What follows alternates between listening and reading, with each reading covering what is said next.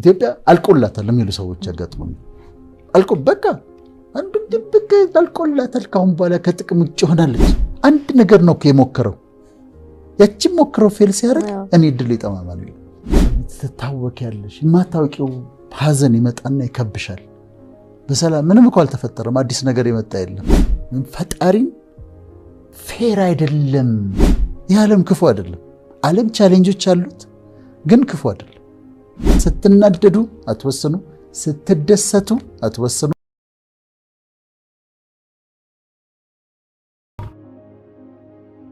እንደውም ከምንም ነገር በላይ መጸዳት ያለበት አእምሮ ነው። አእምሮ እኮ ከተማ እኮ ነው፣ ሲቲ ነው። አንዴ እኔ the city of the mind የሚል ትምህርት አስተምሬ ነበር። ኔትስ ሲቲ የራሱ ነገሮች ያሉት ከተማ ነው። በጣም ሰፊ ነው። እስካሁን ድረስ በደንብ ያልታወቀ ምን እንደሆነ በደንብ ከብሬን ይታወቃል። ማይንድ ግን በደንብ እስካሁን ድረስ ያልተረዳ ነው። ሰፊ የሆነ መጸዳት ያለበት ነው። አሁን ስናስረዳ ይገባቸዋል። ጥርቅ አድርገን በደንብ ካጸዳ ነው ማይንዳችን አእምሯችን ከወለወል ነው እስኪያንጸባረቅ ድረስ ከወለወል ነው ሰላም እናገኛለን። ምክንያቱም እነዚህ ናቸው። ምን ያጋጥምሻል አይደለም? ድንገት ቁጭ ብለሽ ሰዎች ሐዘን ክብብ ያደርጋቸዋል። ዝም ብሎ ትክዝ እዘን ማለት፣ በሰላም ቁጭ ብለሽ ድንገት ርብሽ ማለት፣ ጭንቀት፣ መጨነቅ፣ መረበሽ፣ ከዛ ትታወቂያለሽ። የማታውቂው ሐዘን ይመጣና ይከብሻል። በሰላም ምንም እኮ አልተፈጠረም። አዲስ ነገር የመጣ የለም። ግን እንደዛ መተከዝ አለ፣ ማዘን አለ። ወይ ይመጣና ድንገት ፍርሃት ይልሻል። ይሄ የብዙ ሰዎች ኤክስፒሪየንስ ነው። ይሄንን ለማስተካከል ነው የምንመካከረው ዛሬ። አእምሯችን እናጸዳና ከኛ ጋር ቁጭ ብለው ዛሬም ስራ አላቸው ያጸዱና ከዛ አጀስት ይደረጋል። ማይንድ ደግሞ ልክ ይሄ ካሜራ አጀስት እንደሚደረግ የተለያዩ ቴክኒክ ላይ አጀስት እንደሚደረግ ማይንድ ሴትሽን አጀስት አድርገዋልሽ እንዲያስተካክሉት። ያንን ሲያደርጉ ሰላም ያገኛሉ። እና የሚረብሹንን ነገሮች እናነሳለን። ከዛ እንዴት እንደምናስተካክላቸው ደግሞ እናያለን። አሁን መጀመሪያ የሚያቆሽሹትን ነገሮች የሚረብሹንን ነገሮች እንይ። የሚረብሹንን ነገሮች አነሳልሽና እንዴት እንደሚረብሹ እናያለን። እነዚህ ኮግኒቲቭ ዲስቶርሽንስ ይባላሉ።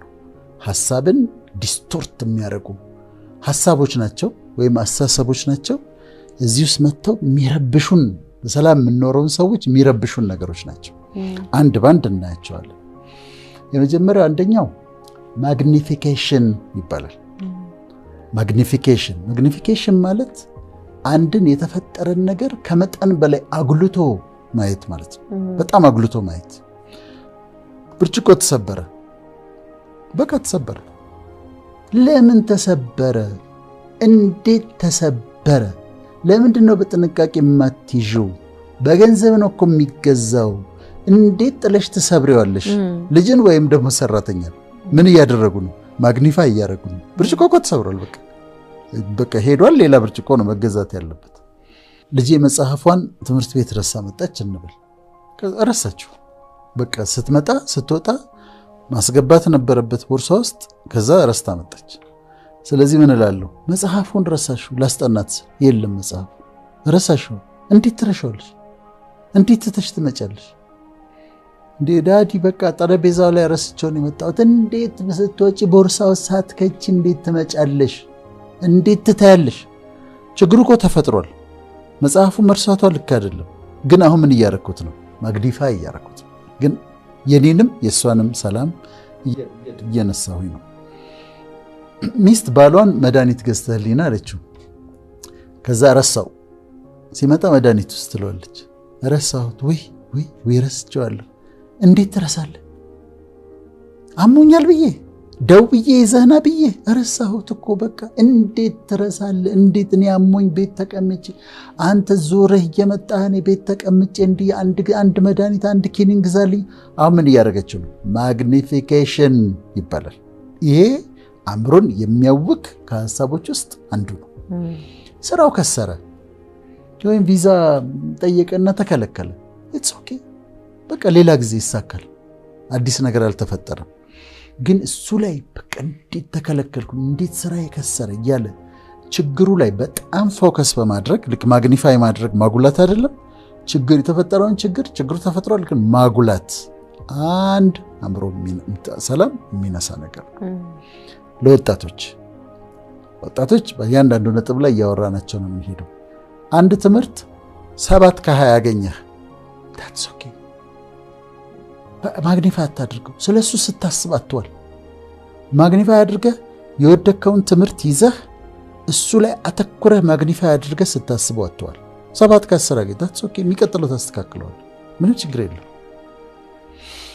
ጥያቄ ተጠይቀሽ ክፍል ውስጥ ጓደኞች ይሳቁብሽ ይሳቁ so what ይሳቁ ምን ችግር አለው የነሱ መሳቅ አንቺ ላይ የሚያመጣው ምንም ነገር የለም ያንቺ ህይወት አፌክት አያረጋውም ቤት ይዘሽው አትጂ ለተማሪዎች ነው ደግሞ ቤት ይዘሽው አትጂ አታሰላሲው ይሳቁ ኖ ፕሮብሌም ምን ችግር አለው ብለሽ እለፊው እነዚህ ማግኒፊኬሽን እያንዳንዱ የሚፈጠሩ ነገሮችን አጉልቶ ማየት ነው ሁለተኛው ሜንታል ፊልተሪንግ ነው የሚባለው ይሄም ደግሞ አንድ ሰላማችን ያምሮ ሰላማችን የሚነሳ ነው ሜንታል ፊልተሪንግ ማለት ብዙ ጥሩ ነገሮች ሆነውልን አንዲት ጥሩ ያልሆነች ነገር ሆናለች ከዛ ሜንታል ፊልተሪንግ ምንድነው የሚያደርገው ትኩረቱን እዛ ላይ ያደርጋል ያቺ ያልሆነችው ላይ ምሳሌ ልስጥሽ 2000 ሰው የተሰበሰበበት ቦታ ላይ አስተማርኩኝ ህዝቡ ተደስቷል ያጨበጭባል በጣም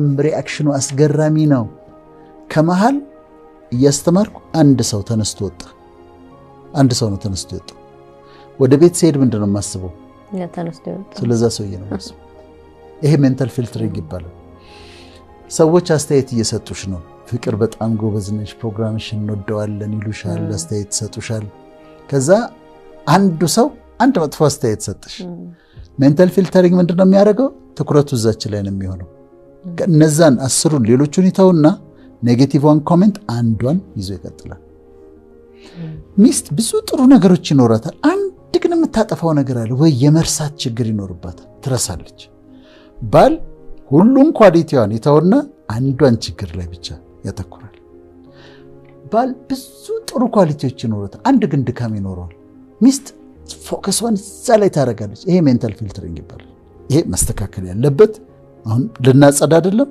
ቀደም ማግኒፊኬሽን ብለናል ይሄ ማጋነን የተፈጠረውን ችግር እሱን ጥረጉና አውጡት ሁለት እቺ ኔጌቲቭ ዋን መርጦ እሷ ላይ ማተኮርን እሱንም ጥረጉና አውጡት ተማሪዎችም እንደዚሁ ብዙ ነገር ሆኖላቸው ከዛ አንድ አስተማሪ የሰጠውን አስተያየት አንድ አስተማሪ የሰጠሽን ኮሜንት ይዘሽ እሱን ማሰላሰል ሜንታል ፊልተሪንግ ይባላል አምሮ ያምሮ ሰላምን ይነሳል ስለዚህ ይሄን ነገር ማስወገድ አለባቸው የሚጸዳ ነው ማለት ነው ሜንታል ፊልተሪንግ ሶስተኛው ኮግኒቲቭ ዲስቶርሽን መስተካከል ያለበት ዲስካውንቲንግ ዘ ፖዚቲቭ ይባላል ዲስካውንቲንግ ዘ ፖዚቲቭ ማለት የተሰጠሽን ጥሩ ነገር ደግሞ ማጣጣል ነው ስለዚህ ታምሪያለሽ በጣም እኮ ታምሪያለሽ ታያታለሽ አይ ውበት ምን ዋጋ አለው ብለህ ነው ቆንጅና ምን ዋጋ አለው ብለህ ነው ትላለች አንተ ጎበዝ ሰራተኛ ነህ በጣም ጠንካራ ጎበዝ ሰራተኛ ነህ ትያለሽ አይ ምን ዋጋ አለው ብለህ ነው እድል ነው እንጂ ጠንክሮ እኮ መስራት አይደለም እድል ነው እንጂ በርቶ እኮ መስራት እኮ ምንም ዋጋ የለውም ይላል ከስተሻል አምሮብሻል በጣም ትያታለሽ የጤና ነው ብለህ ነው እንጃ ለጤና ያርግልኝ አሁን የሚሰጣቸውን ፖዚቲቭ ኮሜንት በመቀበልና ወደ ውስጣቸው ማስገባት ፈንታ ማጣጣል ማለት ነው ዲስካውንቲንግ ዘ ፖዚቲቭ አንተ በጣም ሰክሰስፉል ነህ በጣም ተሳክቶልሃል ትያለሽ አገሩ ሰላም ከሌለው ምን ዋጋ አለው ብሎናል እና ፖዚቲቭ ያጣጣላሉ የኢትዮጵያ አየር መንገድ በጣም ተሸላሚ ጥሩ ድርጅት ነው ትያለሽ ሌሎች ድርጅቶች ካልሰሩ ምን ዋጋ አለው ይሄ ምንድነው ፖዚቲቭ የተሰጡትን ነገሮች እሱን ማጣጣል ዲስካውንቲንግ ዘ ፖዚቲቭ ይባላል ወጣቶችም ተማሪዎችም መነግራቸው ምንድነው የሚሰጣቸውን ፖዚቲቭ ነገር አይጣሉት አይ ጎበዝነስ ዲስሚስ አታርጉት ሊስን ተቀበሉት አፕሪሺየት አድርጉት ያንን እንጂ ጎበዝና ያው ትምህርት ነው ምን ዋጋ አለው ያው እንማራለን አትበል። ጎበዝ ነሽ አንቺ ቆንጆ ነሽ ስትባይ አይ ምን ዋጋ አለው ብለሽ ነው አትባሉ። ይሄ የአእምሮ ሰላም ከሚነሱ ነገሮች አንዱ ደግሞ ዲስካውንቲንግ ዘ ፖዚቲቭ ይባላል። አራተኛ ፐርሰናላይዜሽን፣ ነገሮችን ፐርሰናል አድርጎ መውሰድ። እኔን ማለት ፈልጎ ነው ማለት እኔን ማለት ፈልጎ ነው። የሚገርምሽ የወር አበባ ሲያቆም ሜኖፖዝ ሲመጣ ትንሽ ቆዳ ሸብሸብ ይላል እላታለሁ። ቆዳሽ ተሸብሽቧል ማለትህ ነው ትላለች። ይሄ ምንድን ነው? ፐርሰናላይዜሽን ነው። ትምህርት እኮ በጣም ነው የሚለውጠው። ማንበብና መማር በጣም ጥሩ ነው ትይዋለሽ። አለመማሪ ልትነግረኝ ፈልገህ ነው ይላል። አለመማሪ ልትነግረኝ ፈልገህ ነው። ይሄ አንዳንድ ጀነራል የሆኑ ኮሜንቶችን ፐርሰናሊ ወስዶ ከዛ ችግር እንዳለበት አድርጎ መውሰድ። ለምሳሌ እዚህ በጣም ቆንጆ ቀረጻ ነው ያለው አይደለም? ግን አሁን አንድ ኮሜንት ብንሰጥና ይሄ ችግር ቀረጻው ላይ ትንሽ ችግር አለ ብንል አንዱ ካሜራማን ፐርሰናላይዝ የሚያደርግ ከሆነ እኔን ማለት ፈልገው ነው፣ በቃ እኔ ላይ ኮሜንት ማድረግ ፈልገው ነው ይላሉ። ተማሪዎችም ጎበዝ እንድትሆን ማሻሻል አለብህ፣ በርትተህ አጥና፣ ማሻሻል አለብህ ተብሎ ተነገረህ ማለት አትችልም ማለት አይደለም። የበለጠ መስራት ትችላለህ ማለት ነው እንጂ ስለማትችል አትችልም ማለት አይደለም። ስለዚህ ፐርሰናል ነገሮችን አለመውሰድ፣ ይሄ ደግሞ ጥሩ ነው በጣም። ፐርሰናላይዜሽን አንዱ ኮግኒቲቭ ዲስቶርሽን ነው። አምስተኛው ብሌሚንግ ይባላል። ሰልፍ ብሌም፣ ራስን ብሌም ማድረግ። ዝም ብሎ ያለ ራስን እናቶች ብዙ ጊዜ ያደርጉታልና ላንሳቸው። ራስን መውቀት። እኔ እንዲህ ባደርግ ኖሮ እኮ እኔ ነኝ እኮ ጥፋተኛ፣ የኔ ጥፋት እኮ ነው፣ እኔ ልጆቼን እኮ የገደልኳቸው ነኝ፣ ልጆቼን እኮ የበደልኳቸው ነኝ፣ እኔ ነኝ ደንቆሮ ይላሉ። ራሳቸውን ብሌም ያደርጋሉ። አሁን ልጅ ችግር ሲገጥመው እናትም ብላ ራሷን ብሌም፣ የኔ ጥፋት እኮ ነው፣ ማረባኒ ይላል አባት። ማረብ ብሌሚንግ themselves፣ ራሳቸውን ብሌም እያደረጉ ነው። ለሚፈጠሩ ነገሮች በሙሉ ለሆነ ሰው ኃላፊነት ለመስጠት መሞከር ነው ብሌሚንግ። በሱ ምክንያት ነው አንተ ነህ እንዲያደረግከው፣ አንቺ ነሽ እንዲያደረግሽው፣ ወይም ደግሞ የእኔ ጥፋት ነው። ጥናቶች ምን ያሳያሉ መሰለሽ? በጣም የሚገርመው ነገር ባልና ሚስት ሲፋቱ ልጆች በእኔ ምክንያት ነው ብለው ያስባሉ። ምንም እኮ አላደረጉም እነሱ፣ ግን በእኔ ምክንያት ነው፣ እኔ አስቸግር ስለነበርን የተለያዩት ብለው ብሌም ያደርጋሉ። ዱ ኖት blame yourself, do not blame others. Blaming cognitive distortion ነው። የአእምሮ ሰላም ከሚነሱን ነገሮች አንዱ ነው። እና ለወጣታችሁ ምነግራቸው የምትችሉትን ነገር አድርጉ፣ ራሳችሁን ብሌም አታድርጉ፣ ራሳችሁን አትውቀሱ፣ ራሳችሁን ከመጠን በላይ ቤተሰባችሁ ውስጥ ችግር ቢፈጠር we are adults፣ እኛ ነን ትላልቆቹ ሰዎች። የኛ ጥፋት ነው፣ የእናንተ ጥፋት አይደለም። ይህም ማወቅ አለባችሁ። እናንተ ያጠፋችሁት አይደለም፣ የኛ ጥፋት ነው እንጂ እናንተ አይደለም። ስለዚህ መኝታ ቤት ገብታችሁ ራሳችሁን ብሌም አታድርጉ፣ ራሳችሁን አትውቀሱ። እናንተ ልጆች ናችሁ፣ መማር ነው ያለባችሁ፣ ማጥናት ነው ያለባችሁ፣ ማደግ ነው ያለባችሁ። የኛ የአዋቂዎቹ የትላልቆቹ ሰዎች ጥፋት ነው እንጂ የእናንተ አይደለም። እና ራሳችሁን ብሌም አታድርጉ። ስለዚህ ይሄ ነው ብሌሚንግ፣ ደግሞ ይሄ ነው። ስድስተኛው ጃምፒንግ ቱ ኮንክሉዥን ይባላል። ጃምፒንግ ቱ ኮንክሉዥን ማለት ደግሞ በቃ ዘሎ ወደ እንትን መድረስ፣ ድምዳሜ ላይ መድረስ። የልጁ ክርስትና ባለፈው ነበረ፣ አልጠራኝም። የአጎቱ ሰርግ ነበረ፣ አልጠራኝም። ስለዚህ ይጠላኛል፣ he hates me፣ ይጠላኛል ብሎ ኮንክሉድ ያደርጋል። ይሄ ጃምፒንግ ቱ ኮንክሉዥን ነው።